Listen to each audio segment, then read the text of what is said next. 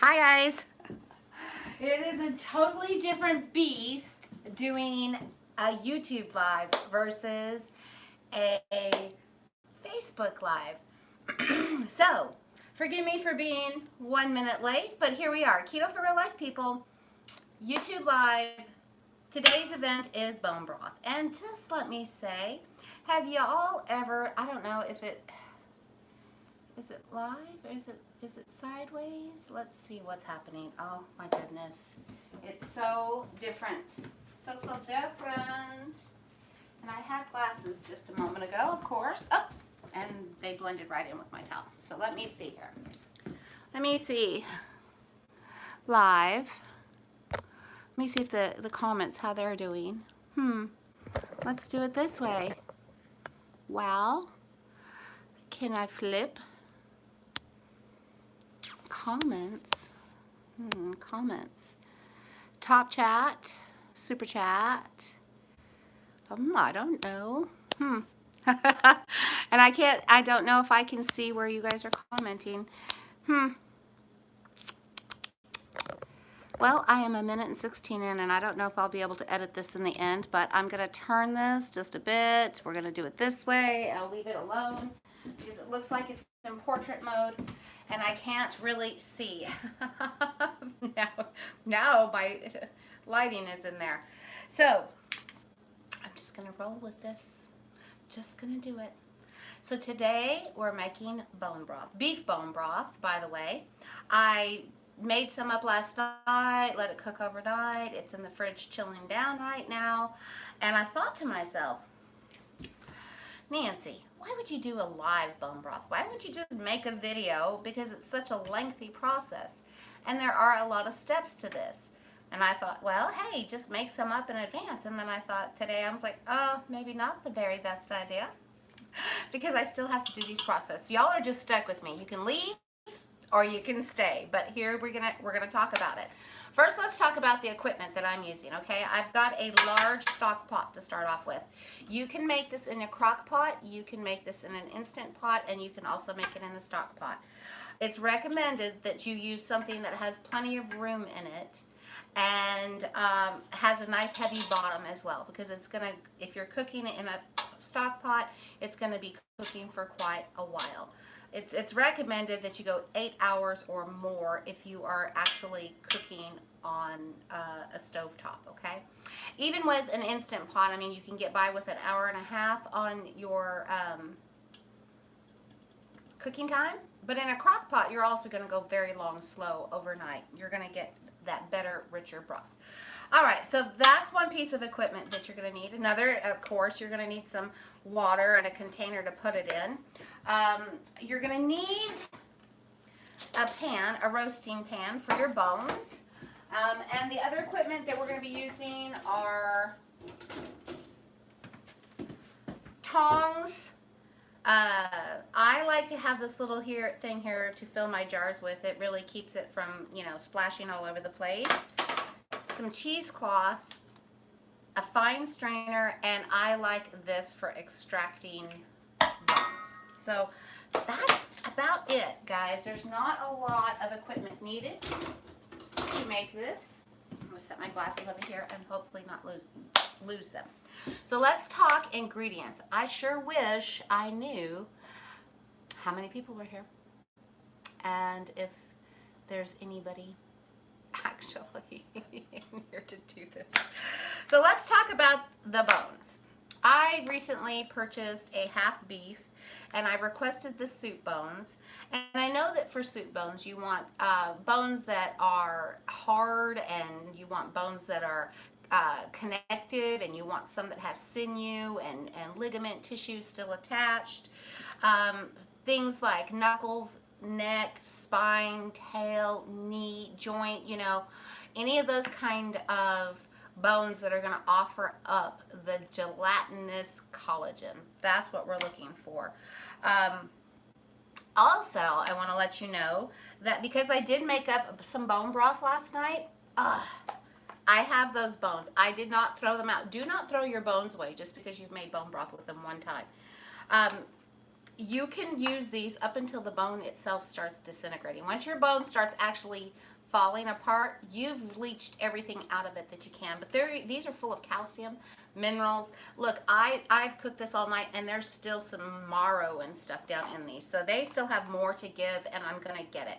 And it's, you see, you still have, it's bits and pieces.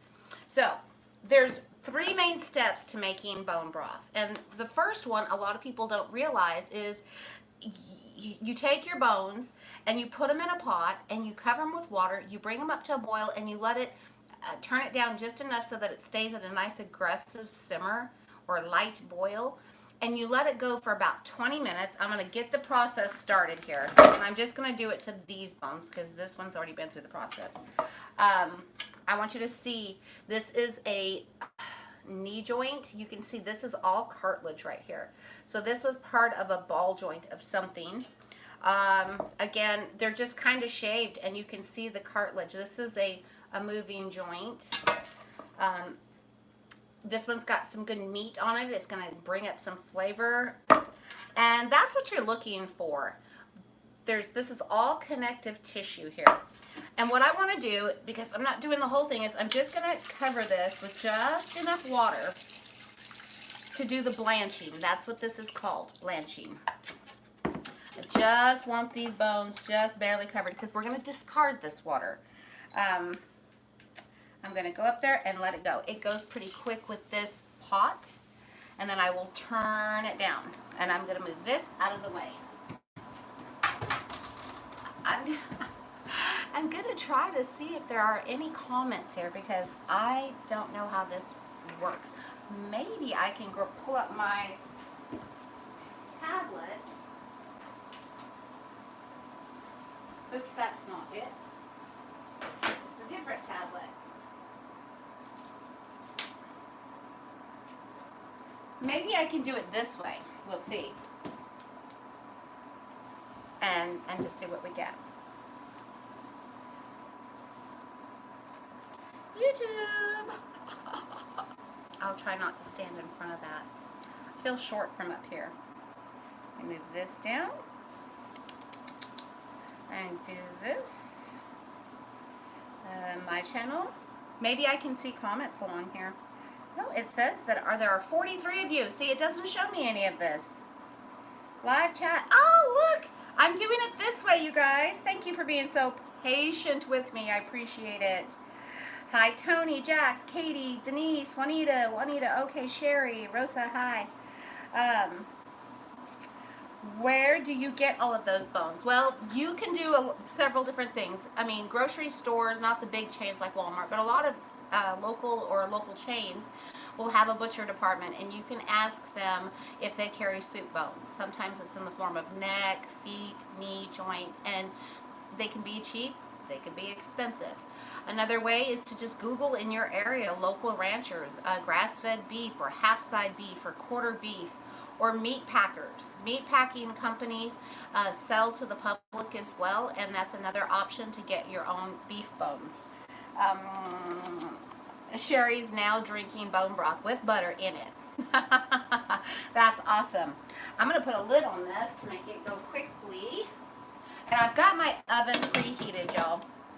Okay, so the reason I'm blanching these bones prior to making the bone broth is to get the impurities out of them. I mean, they've just got some nasty bits that we don't want.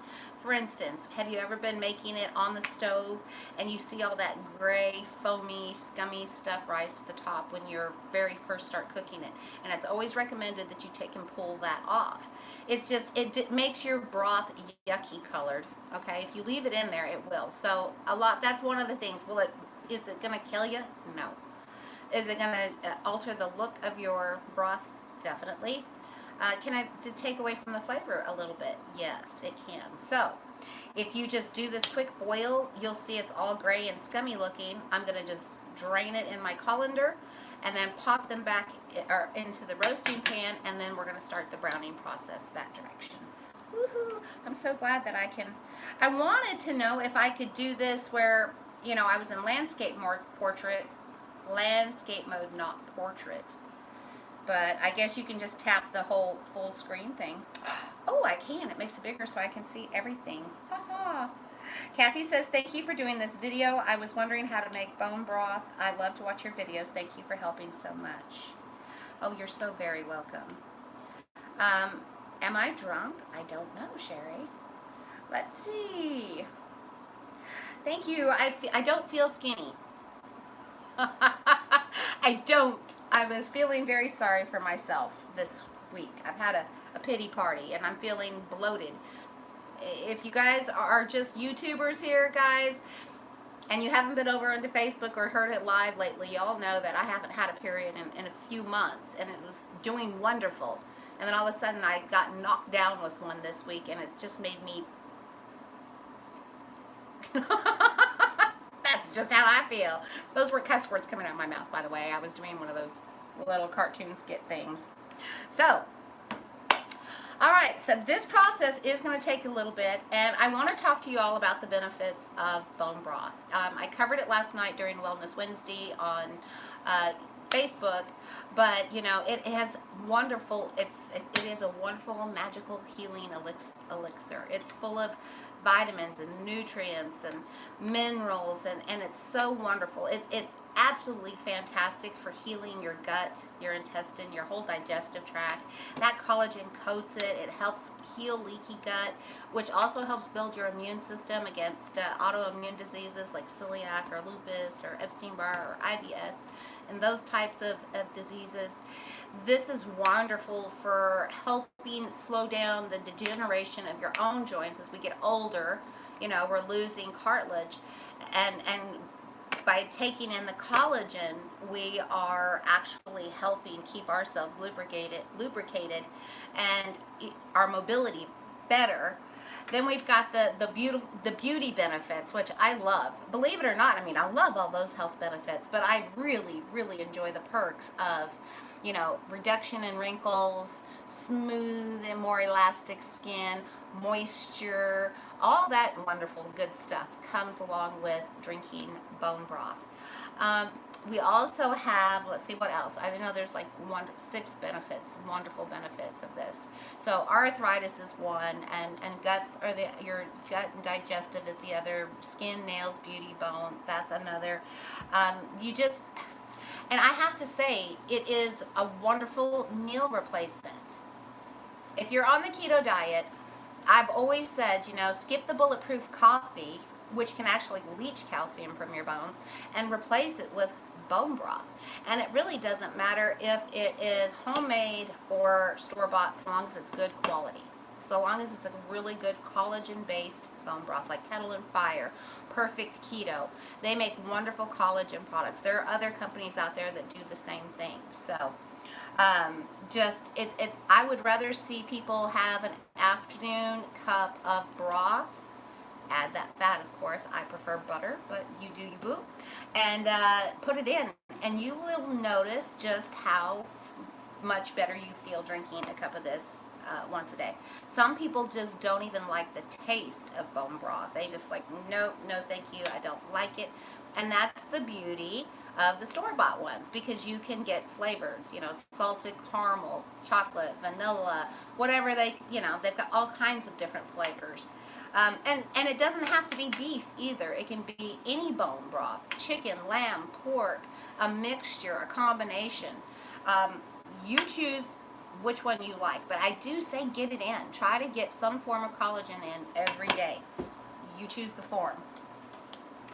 Let's see here. 12:04, 12:06, we're at 12:15. So where are we going with this? There we go, 12:10. I love my bone broth and some pho. Yes, my dog Layla, that's the username there. I was looking at pho recipes and I thought to myself,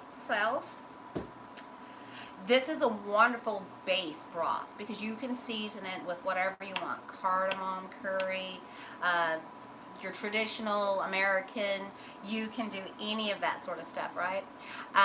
But pho is wonderful. You can take some zoodles and with zucchini make your own zoodles, and you take this rich broth, and it's like a deconstructed soup. It's a Vietnamese soup that's deconstructed. You build up with this rich broth, put it in a bowl, and then you add your fresh veg to it, all right, and your meat. And it could be a steak that you slice nice and thin and just lay it across the soup, and you can make it as spicy or as you like, or sour, however you want. Yes, definitely keep your turkeys, everybody. If you're fixing a whole turkey or a half turkey and you've got that carcass, keep it. Throw it in your stock pot. You can break it down. You don't have to leave the carcass whole, but just keep it. And you can make broth out of it. Like I said, any of the bones. Now, bones like turkey or chicken or poultry, of bird, fowl, of whatever, their bones are a little softer, a little more delicate, so you don't have to go forever and a day to make, cook time. You can use less cook time, and your bones will dissolve quicker on a fowl than it will on an animal's like a cow or a goat or pig or something of that nature.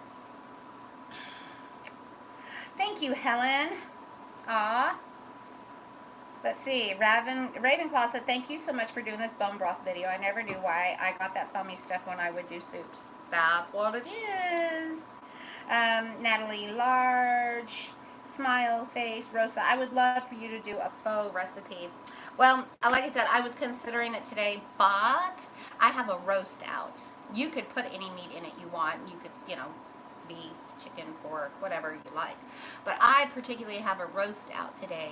And I'm thinking once I get this process through and get them roasting, I will, I've got to turn around and get my big arm roast, which comes from the shoulders of the cow. And you get different chuck roasts from there, depending on where it's located, upper shoulder, mid, whatever. So anyways, I'm making a pot roast, and I've got my husband coming home today, who loves pot roast, and his brother, oldest brother, coming, who loves anything that's homemade. So I don't think they're into faux soups, but I've got all this wonderful broth made up, and once everybody's gone, the wonderful thing about faux soup is I can make as little or as much as I want at a time. So I can make it for me and enjoy it.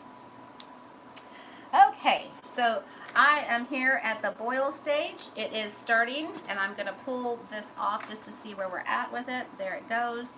I want to keep this, like I said, you don't want it to just bubble away. It says an aggressive simmer. Aggressive simmer. So we don't want rolling. So I'm going to already cut this down because we are there, and I'm going to put it right there at 250. And leave it go for about 20 minutes. Now, while we do that, I want to talk about ingredients that you're going to need. We've discussed the equipment that it's going to take to make your bone broth. Let's talk about what goes in it. A lot of people think that you have to have a lot of root vegetables. I'm going to tell you what I'm using. A definite is apple cider vinegar. Apple cider vinegar helps with the process of breaking the cartilage down so that you can get that jelly, gelatinous, wonderful collagen beef jello, chicken jello, whichever one you're making. So you're going to need some apple cider vinegar. Now, salt is not necessary, but again, this is me. I prefer to go ahead and salt my broth. I'm going to be using it for my own personal use. If this was commercial broth, it would probably be unsalted. But I just find it's a lot easier to already have a nice salty broth, and not overly salty, but a nice salted broth, because when I'm heating it up in the afternoon and I want a cup in the afternoon, it's got good flavor. So I'm going to be very generous with my pink Himalayan sea salt. That's one. When it comes to herbs, you can do whatever you want. I'm only using 2. I'm using thyme, and I'm using bay leaves. But you can take and make this any way you want it, guys. The sky's the limit. I mean, if you wanted to make it with a Spanish flair and use cumin and some coriander seed and all that good stuff, make your broth, or Asian style where it was a little more Chinese 5 spice, and you want to give that flair and add ginger and all that good stuff. More than happy. Ginger is a great addition because it's good for your stomach as well. So you get to pick and choose. I'm choosing the thyme and the bay leaf, and then I'm also using onion, and you notice it's cut in half because I used half of it last night, and it still has the skin on it. and I'm not going to peel it. I'm just going to leave this as is. The only thing that I do is I just snick off that little bit of fuzzy root at the bottom, but I leave the onion intact, and that whole thing's going to drop. I like to, I want the flavor from the onion, and that's it, because I'm going to toss this when it's done cooking. But the peeling also gives beautiful color and flavor to your broth as well. And then last but not least, for me, is garlic. Now, you can do whatever you want. If you would like, you can add carrots and celery if you like. You can add whatever root vegetable flavors you want to make it more like a vegetable beef broth. But for the sake of pure beef bone broth, I'm keeping it basic. Onion, garlic, salt, vinegar, and 2 herbs to make it. That's it. And I will do the salting of my bones when I roast them. So there we go. That is just coming along wonderfully. And I'm going to pull out my roast as well and get it going. Well, I got to wait for a minute, right? Because I've got this going. Let's see. Here we go. Now, I will tell you, I'm going to show you, if you can, you have a deep pan, which I do, but it's out in my shed and I forgot it, and I did not have time to run out there and get it. But you can use just a baking pan with some parchment paper laid down at the bottom, or you don't even have to have that, because what we're going to do is I'm going to re-roast my bones. So you can see this is a part of a femur bone right here. See how it has that marrow? A lot of people can, the marrow is so delicious too. You can actually buy these and have your butcher split them right down the middle if you like, or you can cook them standing straight up just like that. I'm going to move this out of the way. There we go. That made more sense, right? A lot of people will cook this just like this, put a little salt, bake this, and then just eat the marrow straight out of the bones while it's hot and melty. It's full of that fat nutrition. I was tempted. And here's another marrow type. But see, look, guys, there is still plenty in here. And this is after 12 hours of cooking very slowly. I'm going to just lay these back out on the pan. This again, we've got marrow. These are my marrow bones. And then I have little bits and pieces. And I did not throw any of them away. I still have pieces of collagen that can be dissolved. And all I'm going to do is I'm going to, and then there's the meat. This is pure meat. Now, let me just taste it and see what we got. You could use it. It's a little bit, like overcooked in the sense. It's super tender, but it also tastes a little dry. You can actually cook food in liquid and still get dry meat. But that's to be expected. But I'll leave that there. Or, here's another option, you guys. You see all this meat that's come off the bone and cartilage? If you have a pet, cat, dog, who loves carnivore, a lot of people are doing that now. They're just going ahead and giving their animals what they were meant to eat in the first place is meat and not all the grains and carbs. This is a great pure source of protein for them. But would I use it in a recipe? No, because it's really overcooked in that sense of the word.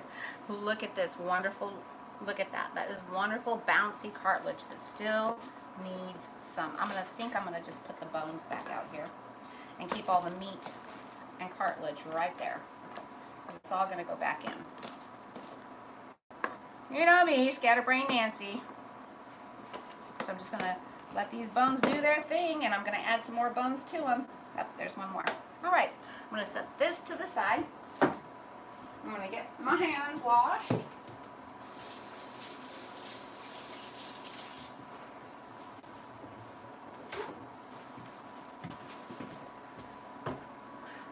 And now I've got this going. It is just, see, big bubbles are a sign of a big boil because they're just like big giant ones. But these are small rapid boil. It's like a fizzy boil down low. And I'm just going to pull this over here and just set it to the side. Hopefully my phone doesn't go low. I just realized I didn't plug it in. I can also take my pot roast that I'm fixing to cook. I'm sitting here thinking about how to cook that pot roast rather than cook it in the oven or the Instant Pot. If I wanted, I could just cook it right here in my Dutch oven. It's cast iron. That would be good. So, I don't know if you can see down in here. I'm going to try to make it so that you can. Maybe come in just a bit and bring you right there. Oh, there we go. Right in there. Ta-da! Talk about corner cooking right here. But you can see, as I go up here, that there's kind of a scum thing. Let me turn this so that you can see. Because there's not a lot. This is not a lot of bones. But you can see this white, scummy stuff around the edges of the pot. And Denise says, I always thought that bone broth cooked for a couple of days. You can let it go as long as you like.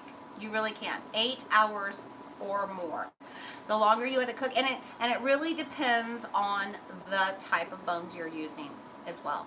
If they're big, thick things like this, like I could have let my broth last night run. I could have cooked it all the way through today and probably into tomorrow and called it good and stopped with 6 pints. But for the sake of making some up and making some more up for y'all, I cut my cooking time down to 12 hours. So, yeah. But you can let it go up to 48 hours if you like, or as many days as you like. But if your bone starts getting soft and dissolved, then just call it good. Let's see. Hi, Charlene from Charleston, South Carolina. Let's see. Tanya says, I've done this before, but not sure what happened. I'm not sure either. So I'm right in this spot here where I'm wanting to... Oops, I turned it off. What did I do? There we go. I turned it off. Sorry, you guys. Just one of those things. I think maybe I brushed it. It's got a digital top on it. So this doesn't have a whole bunch on it. I will go ahead and turn this off. I'm going to drain it real quick for you. And then we're going to get back into the process of roasting. And we'll talk about that a little bit more.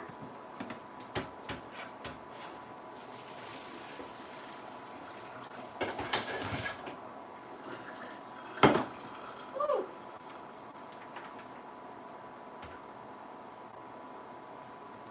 And I will tell you, it is kind of smelly here.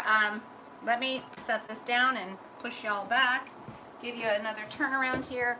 And I will just see if I can't tighten it down. There we go. Ha. Ha, ha, ha. There we go. And again, pardon this, all right? So now we have my tongs, which I need because these bones are hot. And I'm just going to fit them throughout here and make room so they can join the bone broth part. See the color differential here? Did I say it? Yeah, I can't speak. But you can see where these bones, the color of them, where they started and where they are now. And this was because of the roasting last night and the long cooking process. Can't wait to get all of that good cartilage melted. And this one is going to go a long time, guys. I will tell you that right now. I'm going to let this broth go. Go, go, go. Now, you can, like I said, if you don't want to, you don't have to salt them, but I like to. I like to give the bones a little bit of salt while they're roasting. Just to season them up. Get in that cartilage. Get in my belly. Another thing that you can do, which I don't have any, so I'll let you know. I didn't think about it because I don't buy tomato paste that often, but you can roast these for about 20 minutes. And then just as they're getting dark, you can brush your bones with a little bit of tomato paste. The acid in the tomato paste also helps bring out more of the the goodness of your beef bones. Plus, it helps with a even darker, richer color to your bones. If I had some, I would use some, but I don't have some, so I won't use it. Now, my oven is set at 400, between 425 and 450. You can set it anywhere between 400 to 450 degrees, and don't be afraid to let them go dark. I've read so many different articles on making bone broth. Some people like to take it all the way to the point where it looks like it's just almost burnt, you know, but not burnt. Don't burn them. But they're heavy, because now I've probably got about, oh, I don't know, 8 pounds. 8.5 pounds of bones there. And I'm going to look at time and see where we're at on this. Oh, no, it doesn't show me. Can you add peptides to broth? I've never, oh, I'm sorry. I've never done that, so I really couldn't tell you if you can or not. This thing's driving me nuts. Nuts, I tell you. Let me see here. Let me move it back over a little bit so that I can maybe take that out of there. Okay, whatever. No, that's just too far. Give me a second, guys.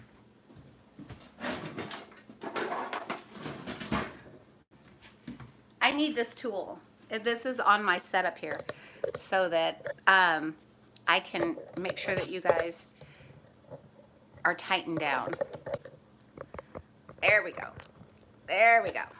There. Now then, I think I did it right. There. All right. Yeah, I didn't want to be over there in the corner. I keep this in my drawer that has my spatulas. So, all right, now then, it's roasting time, and we are looking at 12:33, and it's going to take, I don't know, probably another 20 to 30 minutes of roasting, and that's why I like the high heat, because I can just let that air hit them, and they will darken and roast and get toasty and add flavor to your bones. They will add a lot of flavor the darker you let them get. So, onward and upward, as I always say that, don't I? Let's see here. Yes, now I can pull this out for you guys and show you what the finished product looks like, because really the next step to this bone broth is going to be putting the pot back on here, and then putting the bones in the pot, adding some couple of tablespoons. I'm going to probably add about a 1/4 cup, because that's about 8 pounds worth of bones. For, 4 pounds of bones, you probably want to just add 2 tablespoons of your vinegar. You barely want to cover your bones with water. Then you are going to add half an onion, as many cloves of garlic as you like. There's no need to chop it. And your herbs. And then just let it go low and slow. You just kind of want to bring it up to a simmer, pop a lid on it, and walk away. That's how easy it is. That's how easy that is. So let me show you what the product looks like, okay?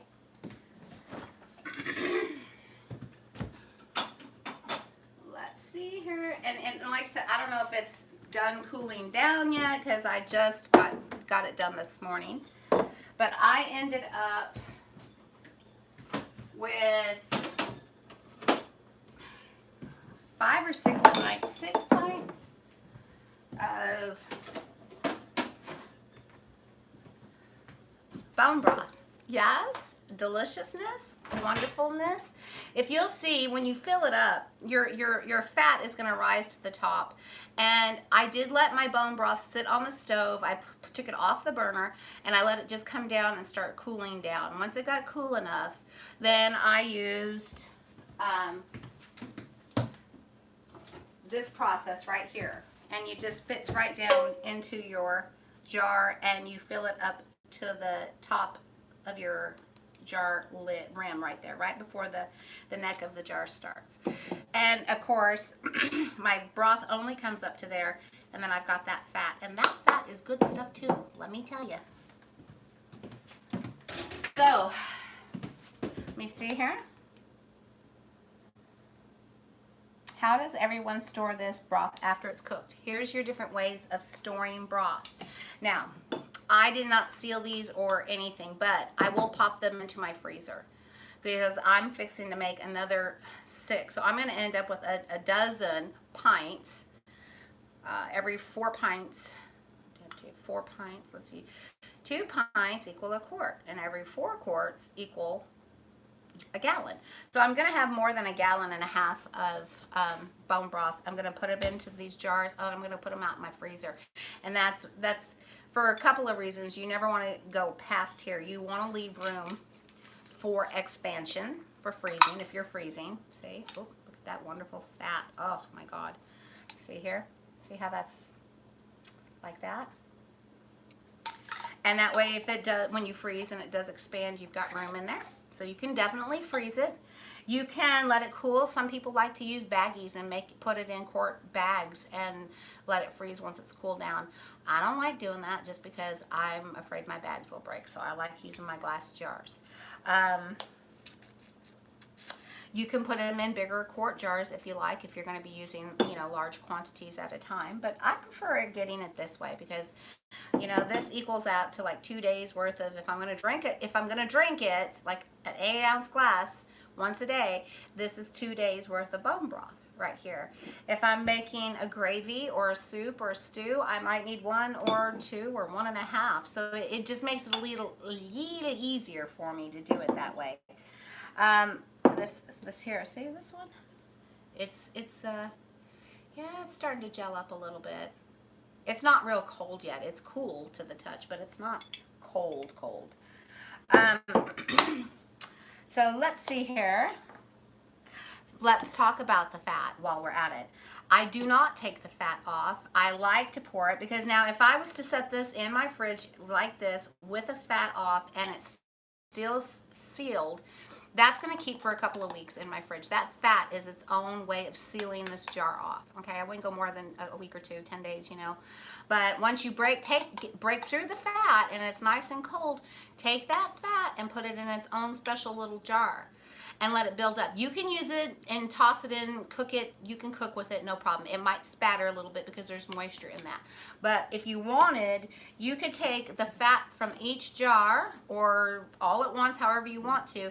You could render this. You could take all the fat from these jars and put them in a saucepan, low heat, and just let it cook. And what will happen is the liquid, the broth itself, will become evaporated, and you will end up with pure rendered beef tallow that is pure fat. And you can fry with it and cook with it and do whatever you want with it. So keep your fat. It is another excellent source of good natural fat. So I leave mine on. I just, once it cools down, I just pour it, and some fat gets into each jar as I'm pouring it off. The further you get to the bottom, the less fat. You'll get, your first jars will have that thicker rim of fat. So anyways, but that's what it actually looks like, guys. Sometimes your broth, depending on how much cartilage is in your bones, like if first time I ever made bone broth, oh, what a disaster. It was terrible because I didn't realize that I needed the connective tissue. I don't know why I didn't realize it, but I didn't. And I went to the store and I bought femurs. I bought the leg bones from the cow. They were beautiful, you know, and they were split in half, and they were probably like 8 inches long. I mean, they weren't little. They were like, each one was like this long or maybe like this long, okay? And so I bought those and I thought, oh, I'm going to make bone broth for the very first time. And I salted them and I put them on a baking pan and I roasted them, and then I added carrots and onions and celery and garlic and all that good stuff, and I let it cook all night long and all day, and it was watery and it was bland and it was like okay, so I got good minerals from that, but I didn't get the full benefits of it because there was zero connective tissue. There was little to, I mean, there was no meat on them. They were scraped clean, these bones were. So I didn't get the benefit of all of that collagen and connective tissue melting down into the broth and creating that wonderful collagen. So my broth was just basically broth, not collagen bone broth. Sure. Let's see. Chef Santa says, "Hello. Have you taken broth, heated up, and put it in a blender with butter and whipped it?" No, I haven't. I don't know. I am not afraid to try it, but it's just something I haven't thought of. I keep hearing car doors. I think it's my uncle's house next door. But I like to whip butter and teas and stuff like that for those frappuccinos or bulletproof coffees if I do drink one, which is not very often. But I haven't thought about doing it with broth. You should go for that. Or maybe you have. Let's see. Lynn says, "Can you do a quick recipe rundown, please? What did you put on the bones before putting them in the oven? What temperature?" And I'm sorry, I just got here. No, it's a perfect time to do that, Lynn. No problem. Let's do this. Everybody grab your pen and paper and pad. That way, you know me, it takes me forever to come back in. And YouTube lives are not the same as Facebook lives. I have to wait like 24 hours before I can share everything with you or add to this post. It's just going to sit like it is and for 24 hours or so. So let's do a quick recipe rundown. And I will start the process with you guys. Are you ready? All right, so for beef bone broth, you are going to need anywhere from about 4 to 6 pounds of soup bones. And you want to look for connective tissue, joint bones, neck bones, femur bones that have marrow in them. Those are the kind of bones you want. And a mixture is best. So 4 to 6 pounds of beef bones. Second, you're going to need water. Just enough water to cover your bones for that. And you're going to do it twice. We're going down the ingredients list, Nancy. Don't talk to them about directions. I'm trying to stay focused here. What you add to it that you must have is apple cider vinegar. If you're upwards of 6 to 8 pounds, I would probably use about a quarter cup of this vinegar. If you're somewhere in the 4 to 5 pounds of bones, I would use about 2.5 tablespoons of apple cider vinegar. That will help break down the cartilage and the connective tissues. If you prefer salt, use salt. The amount depends on you. I mean, it's totally up to you as to how salty you want yours. I like to be a little generous with mine. Okay?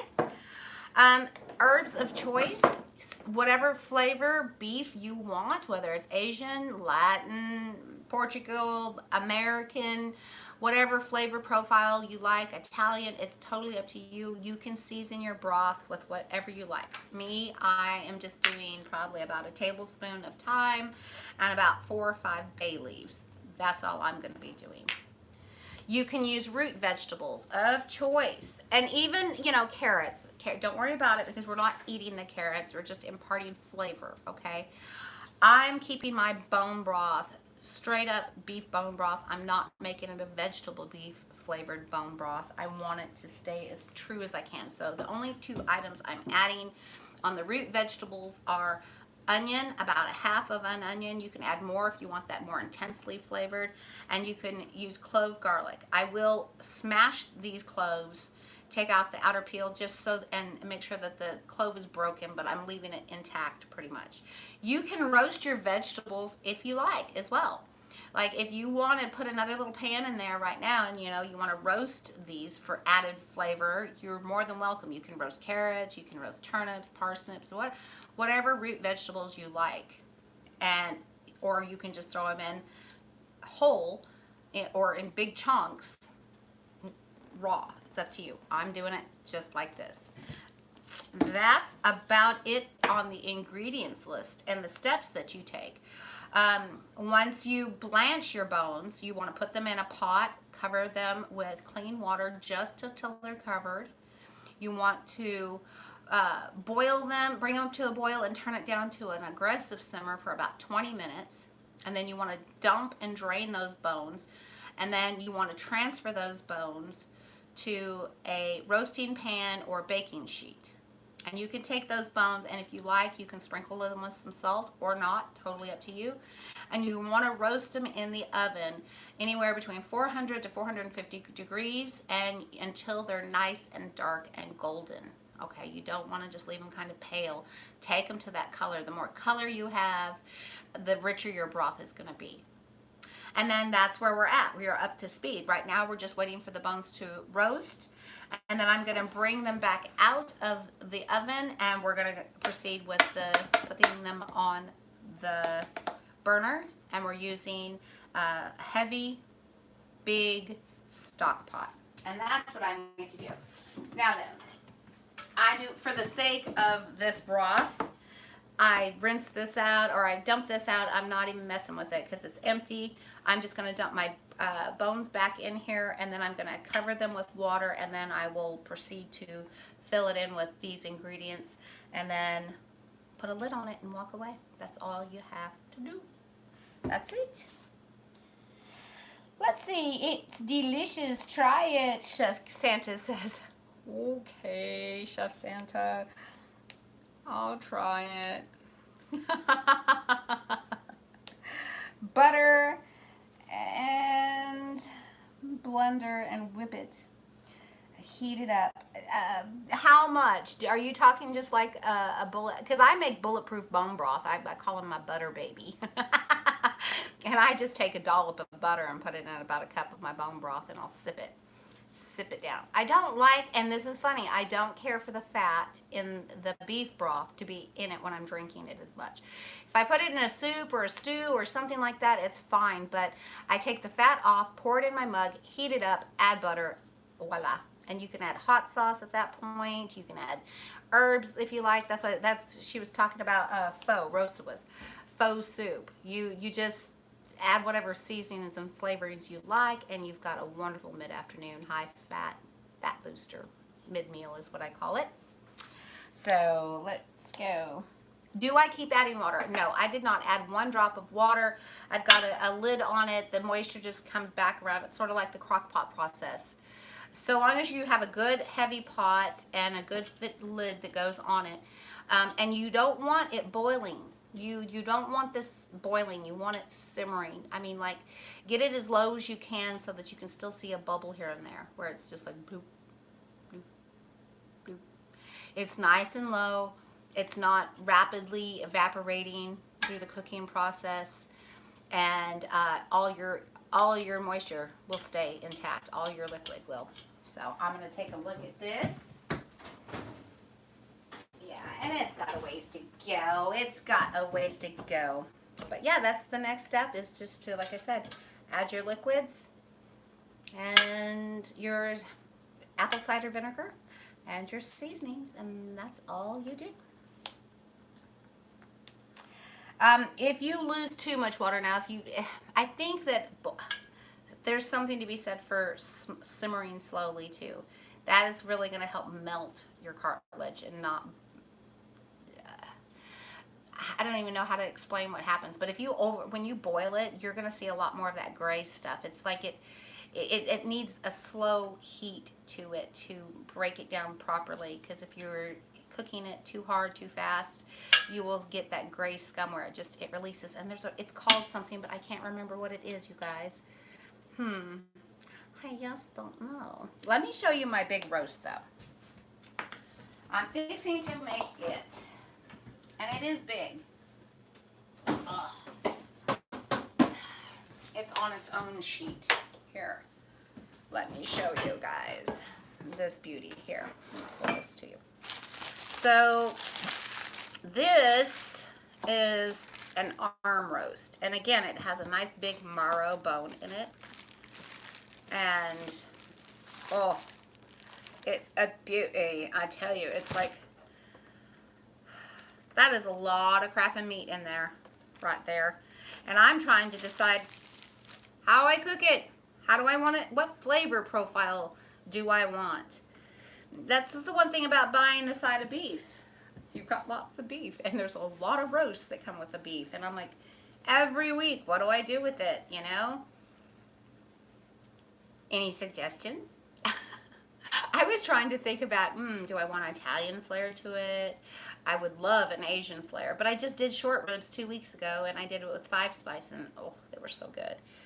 I almost thought about just cooking it down, shredding it, and adding some Alterna Sweets barbecue sauce, and I have to make bread this week anyway, and I thought about just making barbecue beef sliders. That would be really tasty as well. How long does it cook in a crock pot? I do not have a stock pot. So if you put it in a crock pot, you can let it go as long as you want. You can go 12, 36, 48 hours as long as you want.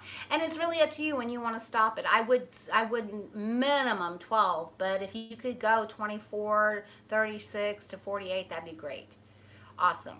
And like I said, guys, you can use this. You can do chicken. One of my favorite things to do, and it's a cheap, inexpensive way to make your own bone broth. If going through the process of making beef bone broth is intimidating, too complicated, you can't find the bones, go to the store, and you know those bags of chicken leg quarters where it's the leg and the thigh connected, and they're cheap. They're, you know, you can get them 50, 60, 70 cents a pound.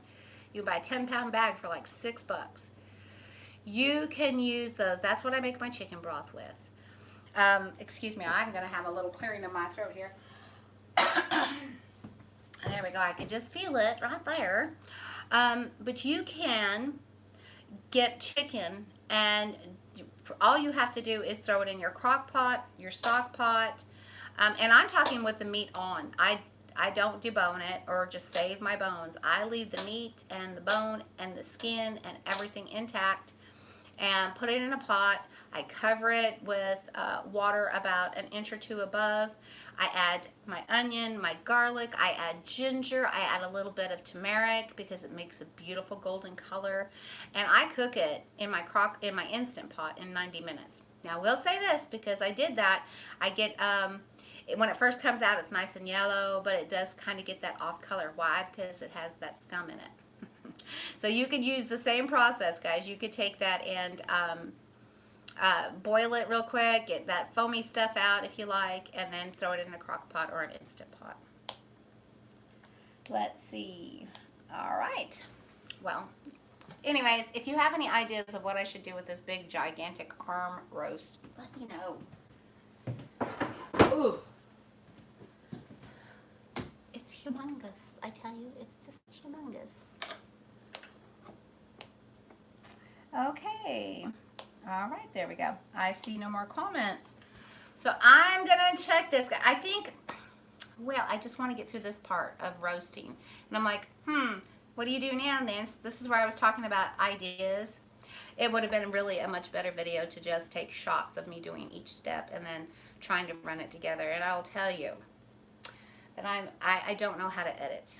I wish I knew how to edit, because if I could master editing in any way, shape, or form, I would do that in a heartbeat. I would probably do a lot more video taping and editing than I would doing lives, because sometimes it's a little difficult trying to fill time when you are actually waiting. When you're actually waiting. Anytime you're wondering what to do with meat, you can always send it to me. This is wonderful. Thank you. Oh, thank you, Kate. Well, yeah, I don't know how well it would hold up, but I would love to. Yeah, I'm just having one of those moments. And I can say that, hey, let's talk keto talk. Let me get me something to drink. Have y'all had your fluids for today? Have you had your water? Oh my gosh, I'm so thirsty, and I'm just like, I need water. Me no want water. I feel, what was that character from Lord of the Rings? My Precious, what is that guy's name? That's me. That's my battle inside when it comes to winter and water. I'm being his water. No, you don't. You know? I don't do a good voice for him, but I hear him in my head. I know. So, get your water in. I love the live. You're doing great. You could make some keto coconut meringue cookies. That would be awesome. But I will tell you, I am working on a keto chocolate fudgy truffle something. I don't know even what to call it yet, you guys. I do know that it involves Lily's chocolate chips and Choc Zero syrup combined. Oh my God, combined. There's something about the type of fiber. They use a soluble corn fiber to thicken their syrup. It's not xanthan, it's not guar, it's, I don't know what it is. What does it say? Liquid vegetable fiber. That doesn't tell me a lot. Now, I have an email from them and they explained what it is. But it is so amazing when you combine that syrup with chocolate chips and heavy cream and a little bit of vanilla. You can take this chocolate and squish it, roll it, chew it. It's like, oh my God, so delicious. It kind of reminds me of a cross between a Tootsie Roll, you know how that has that chewy, chocolatey taste to it, versus the inside. What is the other thing it reminds me of? If you add a little extra cream to it, then it really, and then add these. So anyways, it's delicious. Ah, there we go. Husband called. Sorry, you guys. There was a break. There we go. So anyways, yes. The chewy chocolate yumminess is great, and the coconut edition is fan-freaking-tastic, and I just haven't decided how I want to roll with it. So I'm going to go ahead and check my bones.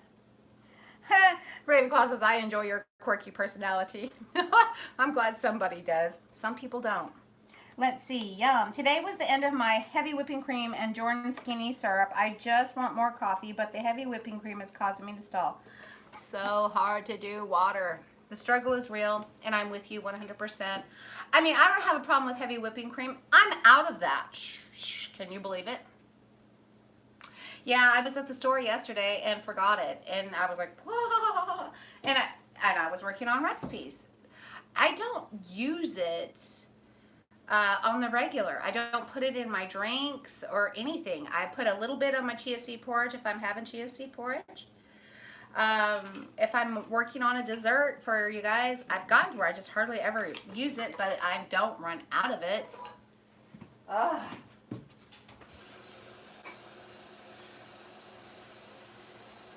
Let me get a little fluid here. There we go. Yeah, just don't run out of it. Please become vegan. You know, I would not have a problem being less carnivore. I could be honest with you all about that.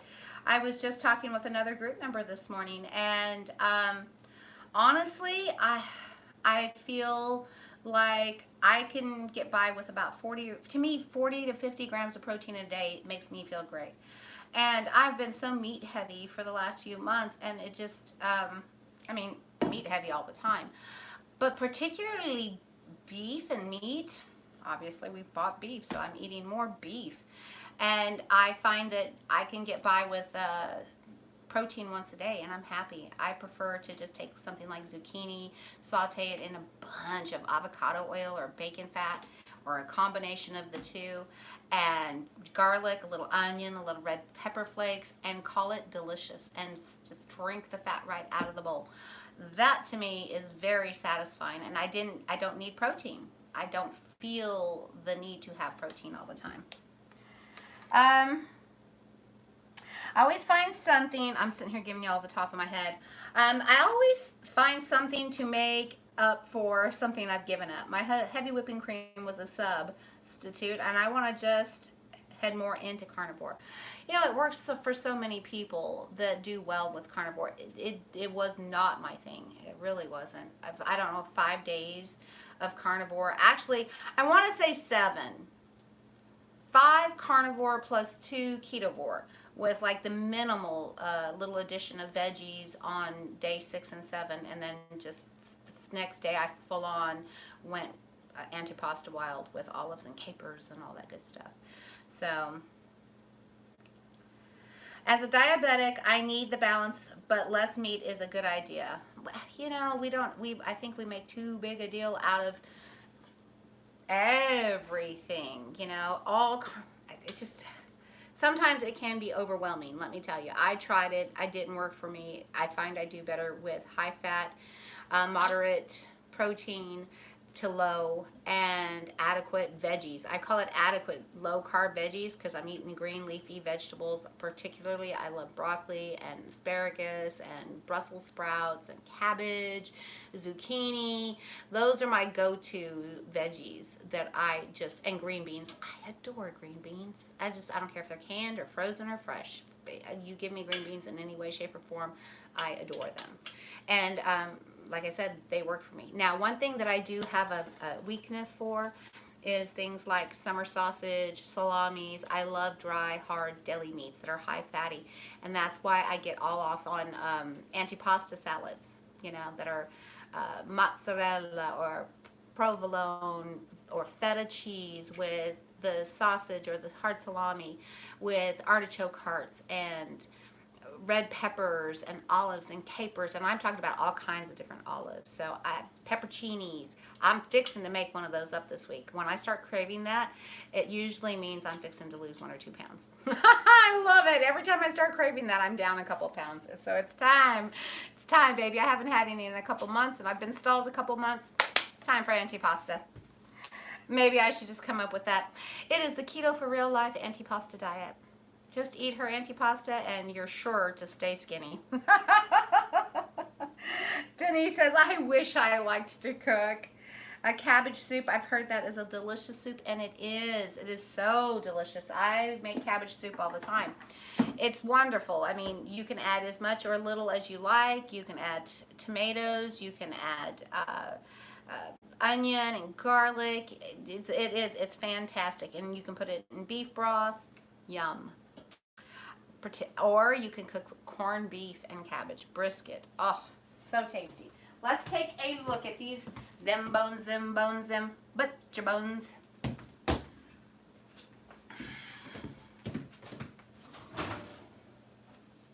Woo, hot, hot, hot. Oh, I just want to take them out for a minute and show you guys how they look. Oh, let me move this and this off of there.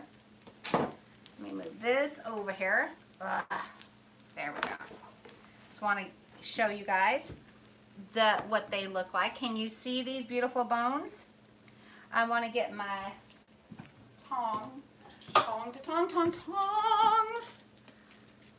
Oh my goodness, that is just jelly in there, you guys. Jelly. Oh my goodness. Let me see if I can get a spoon down in here. Oh. Guys, can you see that?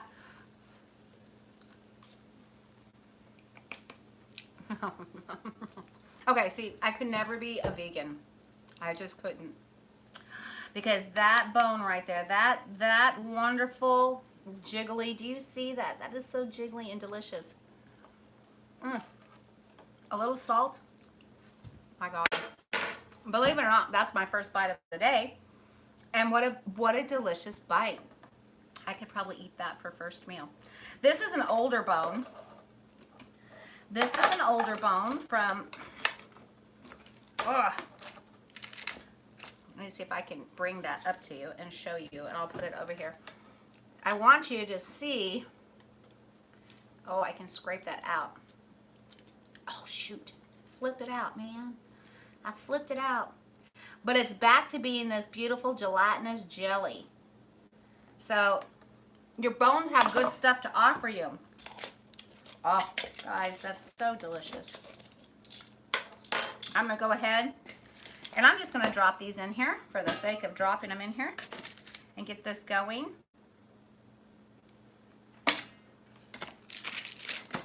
You can take, and with your pan drippings too, just every bit of this goodness goes in the pot, you guys. You can see, I'm just lining them up. Oh, beautiful, beautiful, beautiful. Oh, such beautiful bones.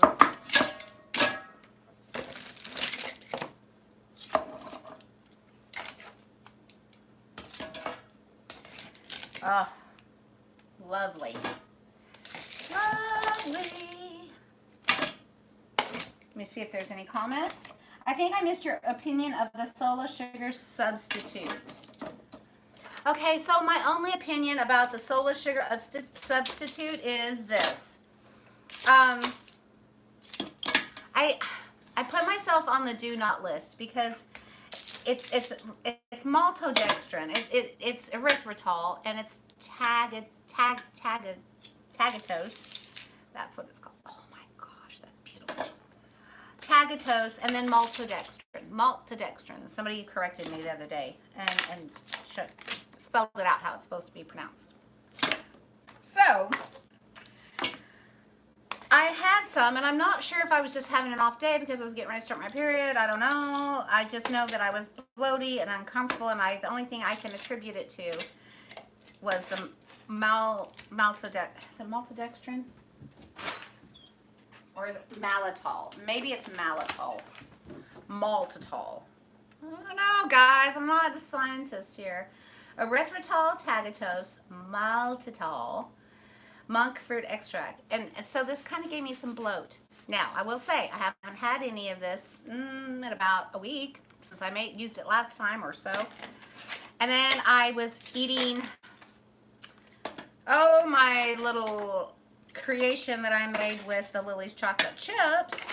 And guess what? I got a little gassy. So now I wasn't in big time distress, but all that has in it is stevia and monk fruit. So maybe if you just eat too much of this, it'll be fine. Or any of these, you'll have some consequences. So I think in the end, it still might be fine. I know I want to use it because I'm going to make sweetened condensed milk with that. That's what I'm going to do. So here we go, guys. I'm lifting this paper off my pan. There we go. There we go. And literally, I'm putting every last little bit of goodness in there. And I'm going to just toss that to the trash. And voila. Good pan. Good to go. And I'm probably going to need some more water.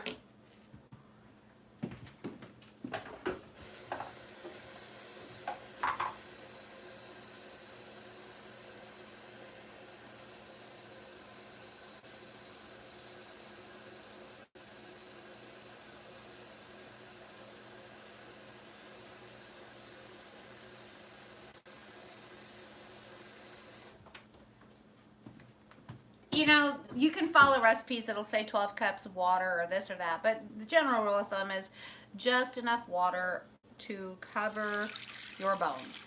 And that just really is, it's a variable that you'll just have to find out for yourself how much it takes for you. But realize, you know, you see how much this is. It was almost full, and I'm almost there. I'm going to see if I can fit them down into that water just a little bit more. Yeah, that's going to do it. That's going to do it. Yes. I could probably get by with just a little bit.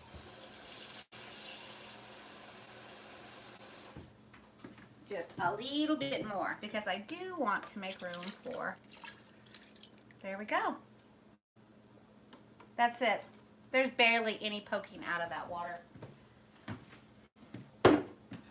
So now we are at the point where we can add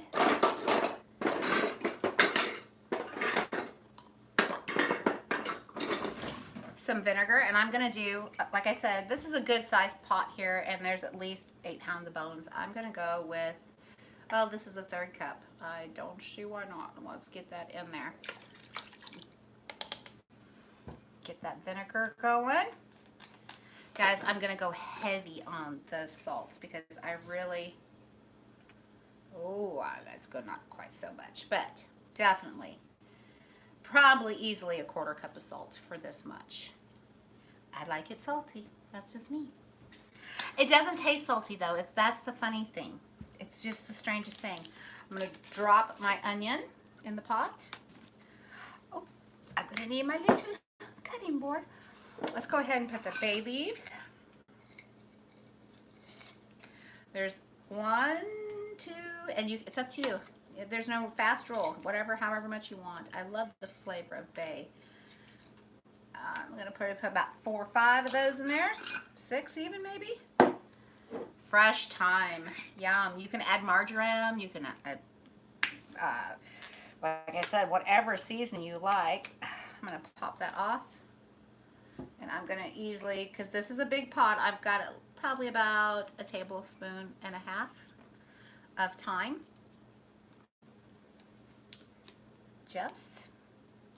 And last but not least, just some garlic. I'm just going to break this off. Toss it. and just pull the skins off and really enjoy it. There we go.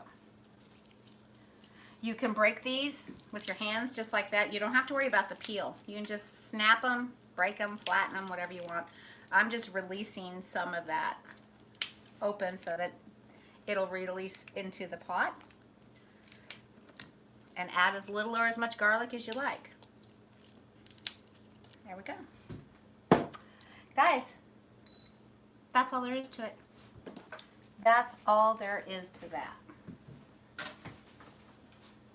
Do that. Once this comes up to a boil and starts bubbling, I will automatically back it down, pop a lid on it, and walk away. And it's going to go low and slow until I've decided I've got jelly in my pot. So that's it. I hope you enjoyed this tutorial. If you have any questions, I'll be happy to answer. Like I said, this is chilling down quite nicely. Look at the beautiful color. There's no gray to it or anything like that. It's got a nice, rich color. And if you're using pasture-raised, fat, grass-fed beef bones, as I am, realize they do taste a little, there's a slight gamey taste to them. Why? Because they've never been fed grain. So it has its own unique, rich, robust flavor. I do like Indian food. I do. I'm not proficient in that, but I do enjoy it very much. Tikka masala is one of my favorites. Let's see. There we go. That'll heat up. I do love certain foods, and I love naan bread. Oh, I love it, love it, love it, but can't have it. All right. Thank you, Jackie. Bone handling. Well, you know what? It's just, I say this, just jump in there. You'll be fine handling bones and chickens and carcasses. This, you know, it can be a little freaky at first. I guess because I grew up at an age and I'm older, you know. We even had a stint in our lives where we lived on a farm and my mom would, you know, kill a chicken and cut it up. And sound ancient, don't I? But anyways, I grew up, and even when my kids were little, I would prefer to buy whole chicken over pre-cut chicken because it was cheaper. I knew how to cut it, split it, debone it, do all that good stuff. And so for me, it's just natural. And I can suggest to you, you know, the more you handle them and the better you get at it, the less it'll bother you. You'll be fine with it, Rosa. Leanne, you're so welcome. I hope you guys enjoy this, and I hope that you make your own bone broth. Again, it's not necessary that you make it, but it's beneficial if you make it or buy it. But do drink it, some sort, whether it's flavored, the real deal, or strawberry, your choice. Remember, guys, fats first, moderate protein, low carb, and get you salmon. I got to figure out how to end this whole live video because I don't know how it works. I've only done so many lives, but I'm sure. Oh, I guess I hit the X. Are you sure you want to stop?